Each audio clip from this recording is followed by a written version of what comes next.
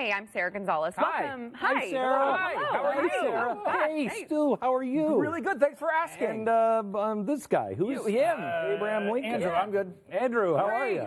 I forgot you were still here. I've actually been back there the whole time.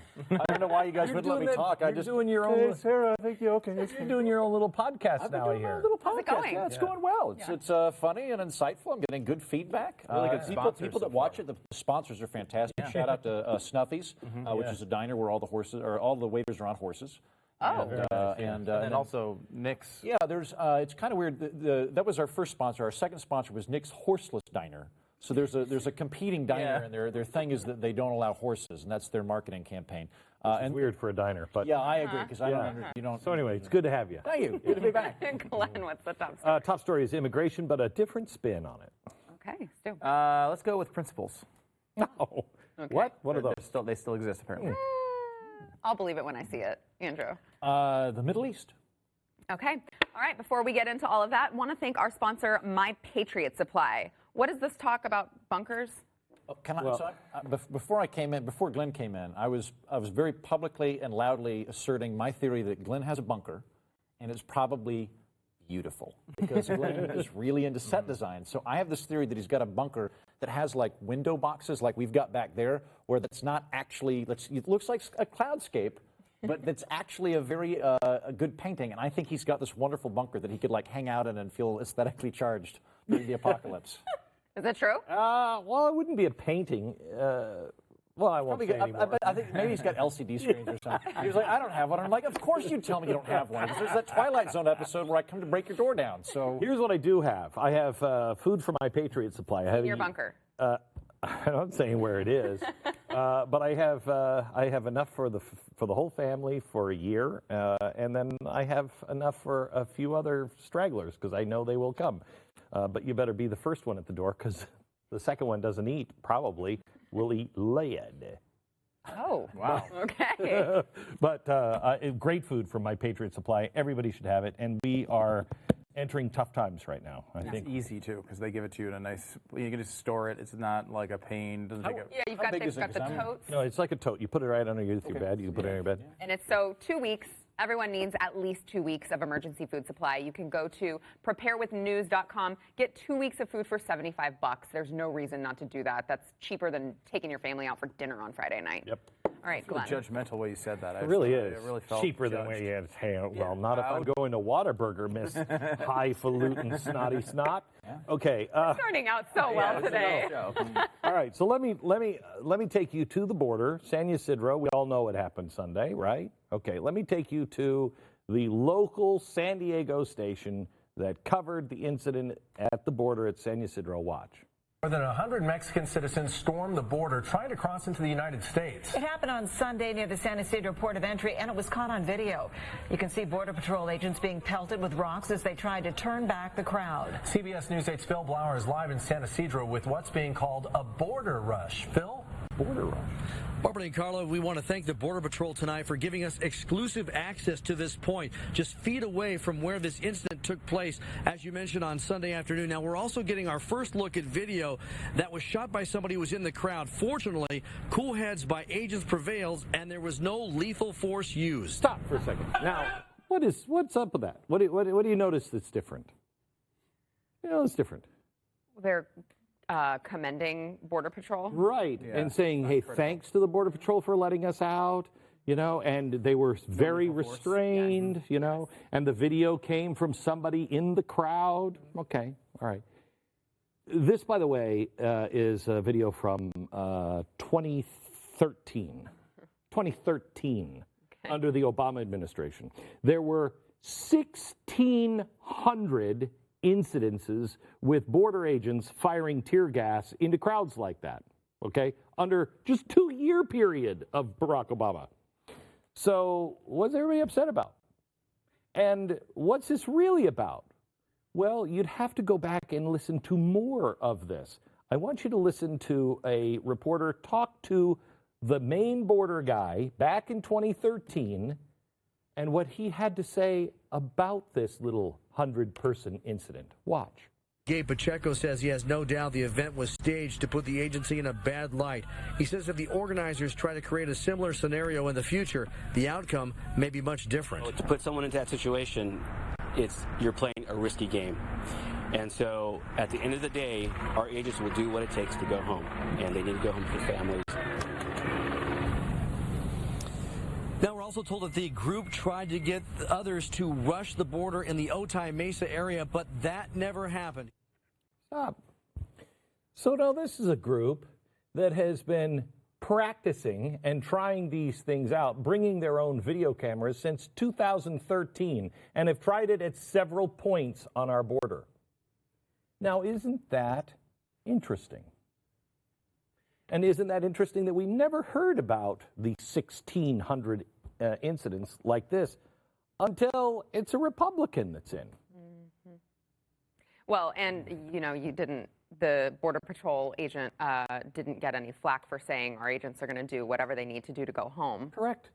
I mean, Correct. they're getting slammed right now just for using tear gas. This incident in 2013, they used tear gas, pepper balls, and tasers. Wow. And tasers. Oh, can you imagine? And they were talking about the restraint. Wow. I'm going to be irritating here. Did any children get tear gassed in those instances? Well, I don't know. Were any bad parents putting them on the front lines? That would be a question for the parents. It's still kind of collateral damage that's worth talking about. Okay, so can we talk about that? Because I would like to hear a reasonable argument. From him? Yeah. Well, so here are my thoughts on that. I mean, one, like getting children tear gas, bad, right? It's something we want to avoid. Yes. One of the things that I'm curious about that I don't know the answer to on this is if you're firing tear gas into another country, if you're violating any type of international law, I don't know. I suspect that if we were charging the Mexican border or somebody else was and they shot into American territory, that we would view that as a violation or some sort of aggressive act. So that concerns me. And I wonder if there wasn't a way to do it where there wouldn't be tear gas coming down. Because it was 500 people who are bad. They were attacking the border. 1,000. Well, the people that were rushing the border was about 500, right? Like there's. I thought it was 1,000. Was it that? Okay.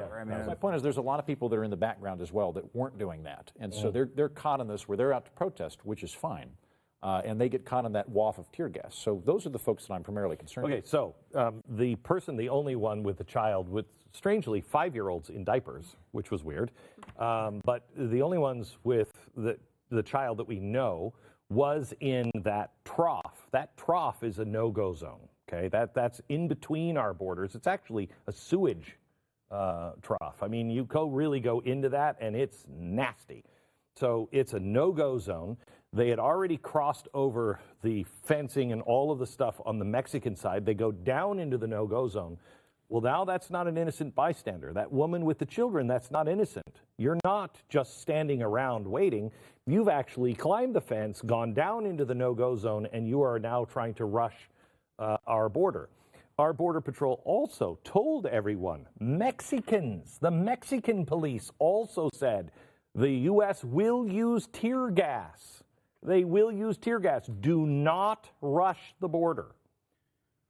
How is it unreasonable? I mean, if we just saw them all standing there and we were shooting tear gas into them, or if they were all together, all 5,000 of them, in the camp, and we just started launching tear gas, that's another thing. But when you're going into the no-go zone, you're having to violate the law to get to the no-go zone. They're telling you, do not do this. I don't think you can separate the innocent bystanders because there isn't. That woman and the children were, but that was a bad mother.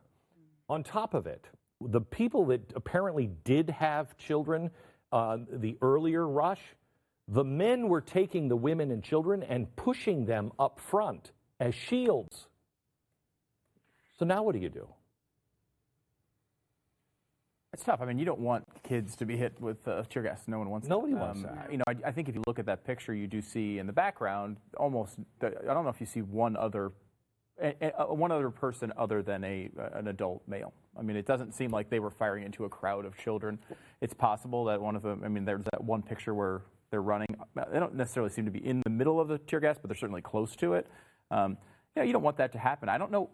It's a difficult thing though when 1,000 people are coming. Yeah. No.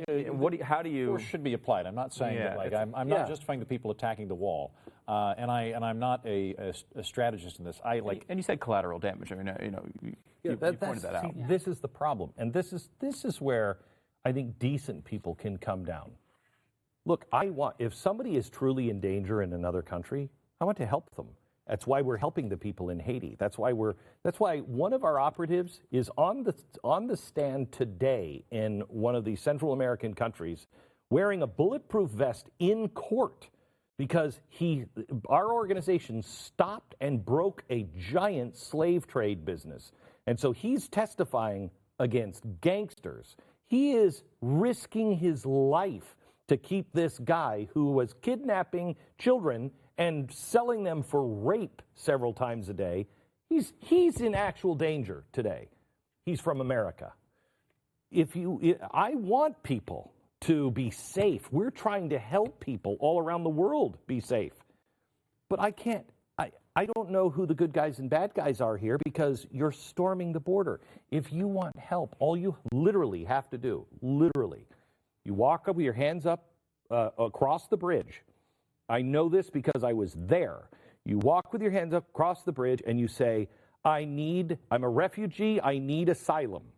You're immediately taken in, you're questioned. Then you're questioned by another guy. They take your information, then it goes to court.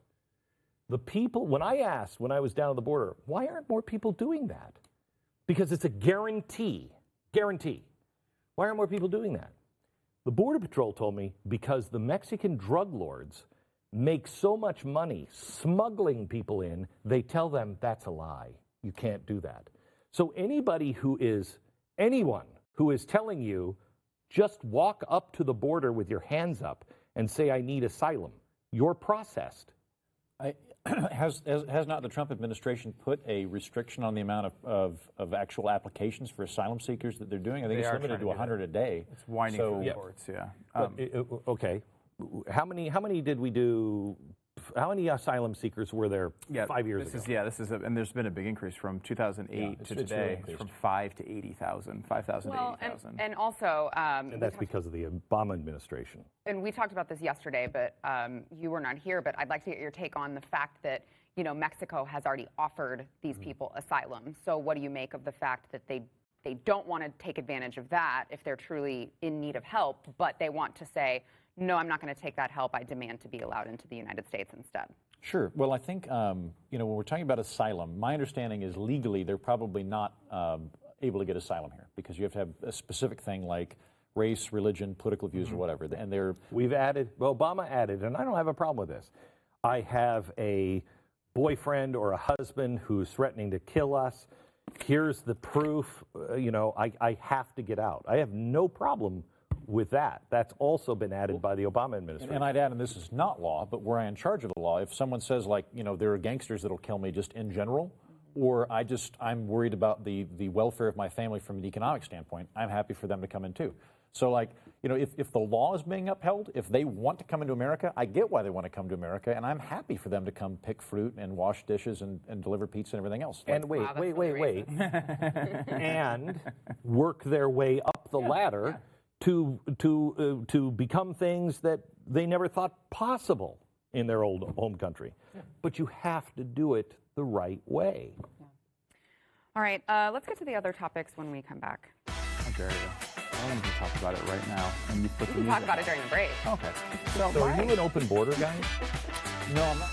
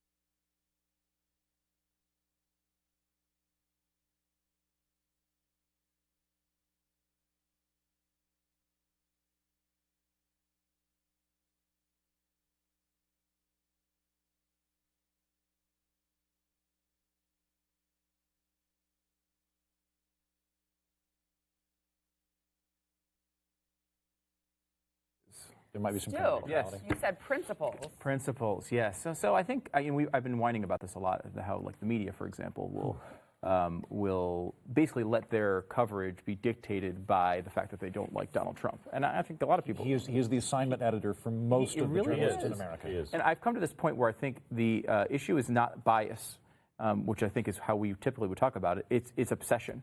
It's not about them being against Donald Trump. I mean, of course they're against Donald Trump, but they've been against every Republican president I've ever seen. They're not going to treat them as well as they treat Democrats. We know that. But this is like an obsession. Quick example of this climate change report, in which they keep telling us the world's going to end, like everyone's going to die, like we're going to have massive repercussions for this. The entire report has been viewed almost entirely through the lens of Donald Trump released it on Black Friday. Like that, wait a minute, you're telling me the world's going to end, but the important part of the story is that he buried it on Black Friday? First of all, you're hosting a news program. Talk about it. What do you mean it's buried? You could talk about it right now. It's your news channel. You have to go through his tweets first. Yeah. By law, you can't talk about anything until you go through Trump tweets. Exactly. And I think, and I've been hitting that a lot lately. So I wanted to point out that it's not just the media. It's not just the left. We tend to do this sometimes too, and we're doing it a lot with Donald Trump. And one of my biggest examples of this is the tariff issue, and which was a really, I hate to say it after talking about global warming, but essentially settled science, right? Free trade is good. People like it. This goes back, Reagan, Goldwater. We're going back a long time in the conservative movement.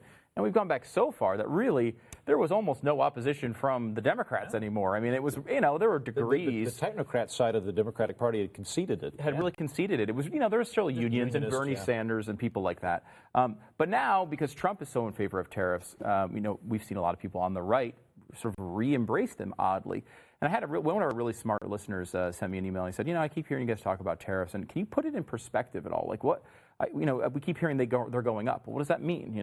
They go up in relation to what?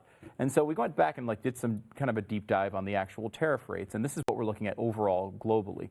Australia is at 1.18%. I just picked some select countries here. Canada, 1.56%. We've heard a lot. Just really quick, that's the average of tariffs on all of their imported goods. Yes. And there's the U.S. in 2016 at 1.67%. You'll notice right away that Canada, one of these countries we've been fighting for with the last couple of years, is already lower than us. The EU is another big trading partner. It was just slightly higher than us in 2016 at 1.96%. Japan, 2.55%. In the U.S. right now at 3.20%. Stop there for a second, because you can see since Donald Trump took office, we have doubled the tariffs. That is a big jump, but not an economic destruction sort of jump. Hang on just a second, but also look at that list. Who is the highest? It's Japan. And why would Japan have the highest?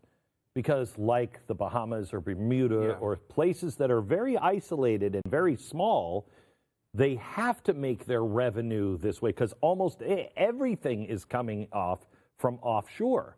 So they have to have that extra tax. I don't think they have to, but they believe they believe they're in unique circumstances, and certainly in the past it was, I think, even more justifiable. Small island nations do. Well, I'll say 2.55% is still not a super high tariff, certainly not historically. U.S. at 3.20, China at 3.54. So we've raised it to about what China has. And again, this is a communist regime we're talking about. We can say that, theirs are higher than ours. But do we want to chase policies of a communist regime? I don't want to chase. I'd rather be chasing Australia. Exactly. I want to keep going lower. Russia, again. This is freaking Russia, 3.62%. Yemen at 4.35. The bastion of freedom, Yemen. Yes, Yemen. Bastion of economic opportunity and freedom. Mexico at 4.35. And you see the sort of countries look how well it's working. Right. Yeah. You see the countries that we're surrounding here now. Now, this is the first increase that this has been the debate this week. If the U.S. implements the predicted and promoted by Trump tax increase, it would go to 4.50, which would put us above Mexico, above Yemen, above Russia, above China. Now we're in the area of Zimbabwe, which is rock solid Zimbabwe. Yes, you got to love the Zimbabwe. You get gold bonds and Zimbabwe dollars. There you go. Now we have another China increase that's on the board for even more of their products. If we do that, we're up to 7.20%. Oh my God! Now both of these have already been talked about and proposed by the Trump administration that he says he wants to do that. That puts us in the area of Rwanda at 7.33%, but does not include the auto tariffs, which if those are applied, you are up now north of 10%. Again, as you mentioned, Glenn, only small, isolated island countries like Bermuda and the Bahamas are higher than this. And the only country that you would say has somewhat of a large economy that's anywhere close to 10% is Pakistan. These are not countries we want to replicate. This is not the direction we want to go in. We know these other countries have these issues. Now, these are not as high as like Smoot-Hawley level, 20 and 30% tariffs that just completely destroyed the economy. Killed. That's what. The Great Depression. That is the Great Depression. We had the crash, but then we had Smoot-Hawley. And when Smoot-Hawley hit, that's when it never came back. It just never came back. And it's okay to be critical of a bad policy, even if it's from a person that you like. I mean, we were critical of things that we really... George Bush, Ted Cruz, Ronald Reagan on the border. We didn't like the way he handled that. Let me give you one more. Do I have time for one more quick thing? This is something that Trump said while campaigning in Mississippi for the Senate election, which is happening tonight. It will be the 53rd seat if, as expected, the Republican wins. But listen to this statement. This is not something we should be able to accept. Also at stake in tomorrow's election is your Medicare benefits. Democrats want to raid the Medicare to fund socialism. It's very simple what's going on. I mean, that is very simple.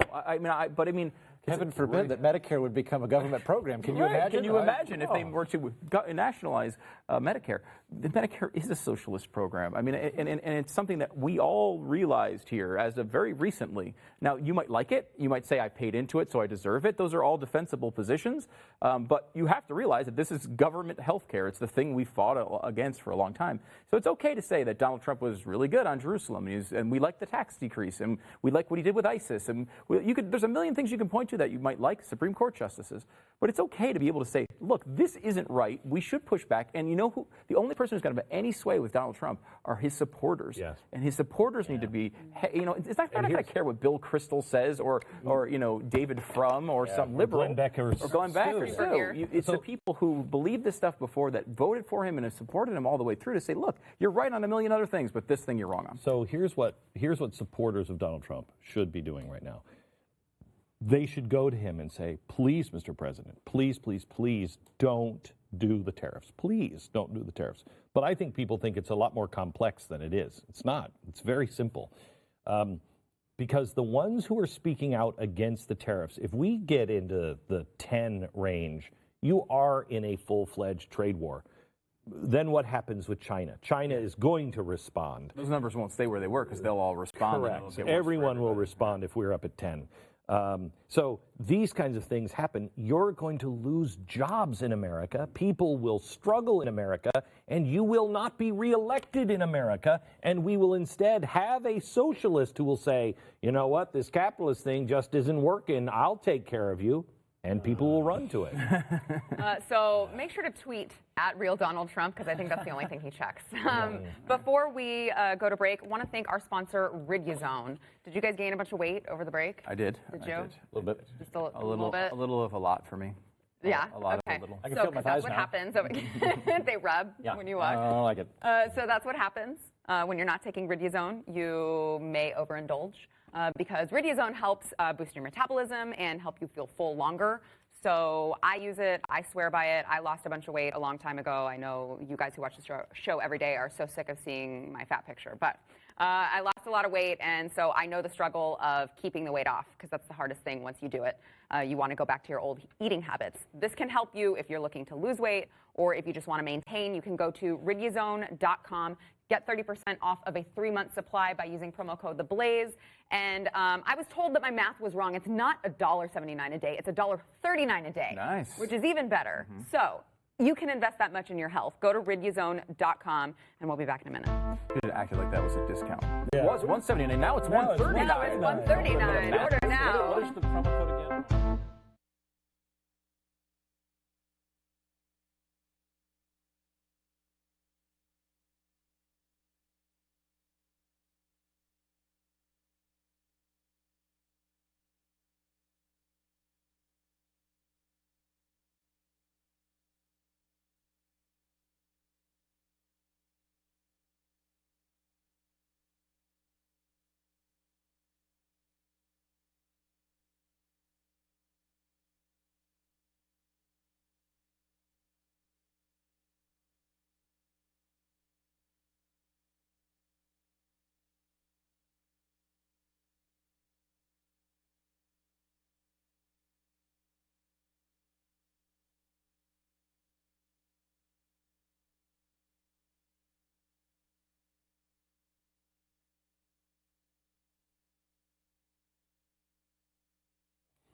No. Andrew, have you ever been told that you are a very interesting man?